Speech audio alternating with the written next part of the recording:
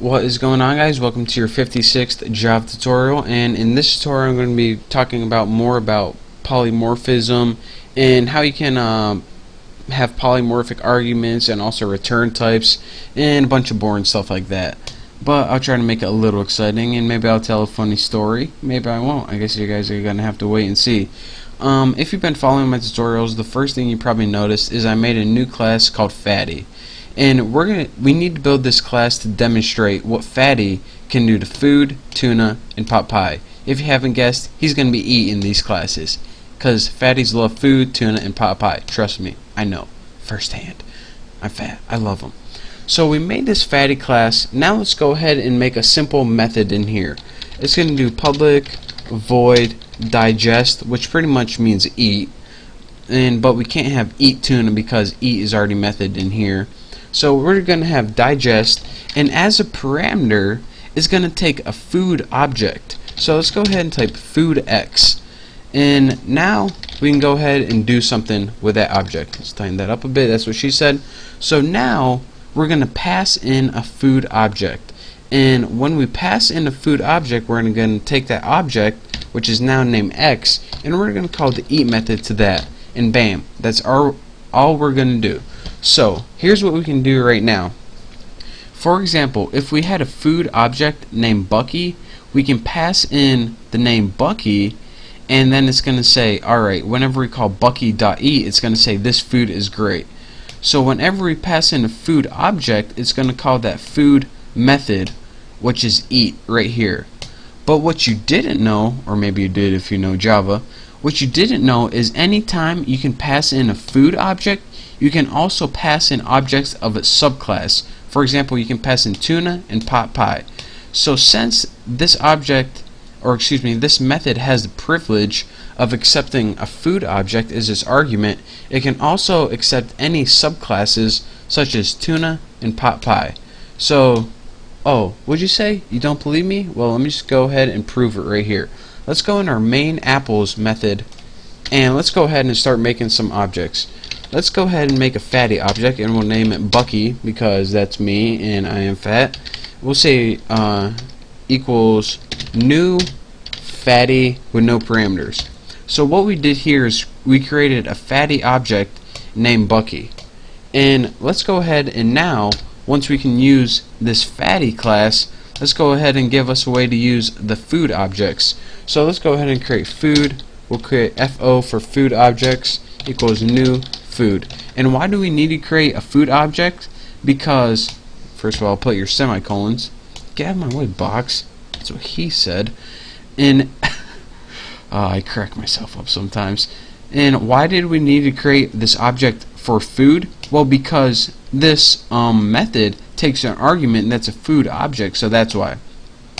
So now let's go ahead and call this.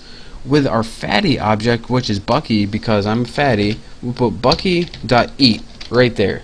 And now let's go ahead and as our argument, remember, or excuse me, that's digest, isn't it?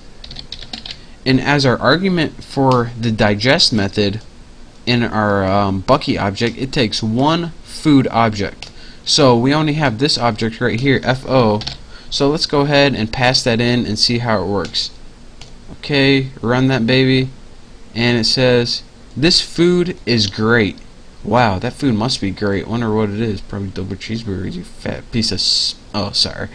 And anyways, now you pretty much know how you can pass in objects in the methods. But wait, Bucky, you said that you can pass subclasses in as well.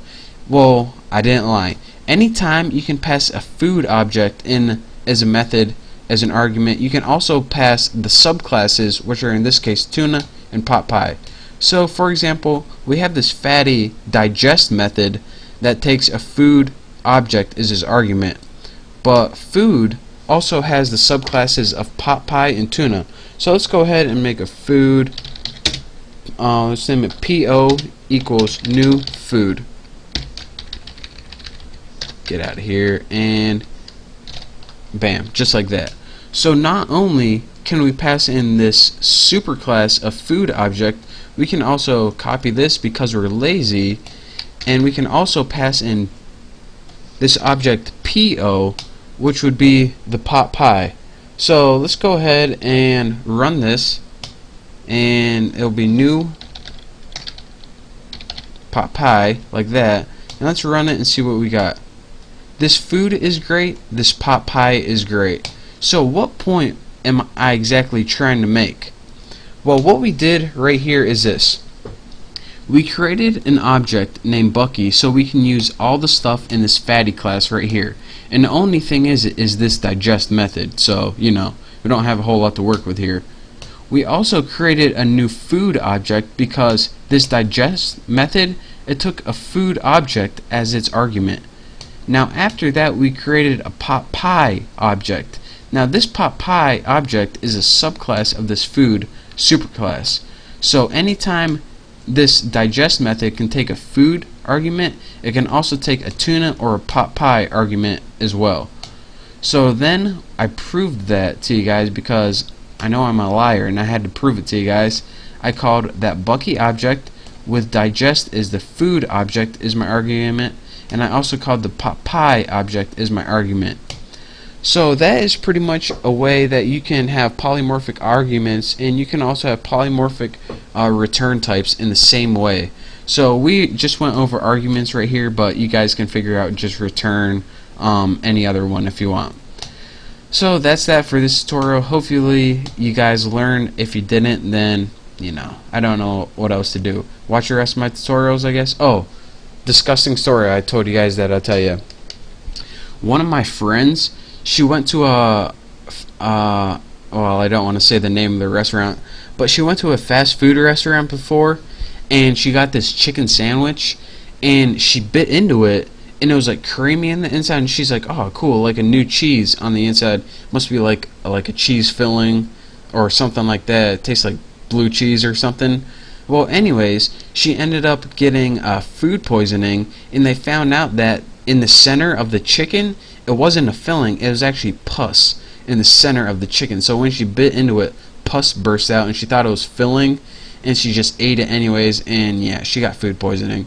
So if you think that's disgusting, leave me a comment, and if you never want to eat a chicken sandwich again, then I don't blame you. But it wasn't from McDonald's or Wendy's, so you guys are still good to eat there. So in any way, thank you guys for watching. Hopefully you enjoyed my disgusting story and my tutorial. So I look forward to teaching you some more, so I will see you next time. Oh, by the way, don't forget to subscribe.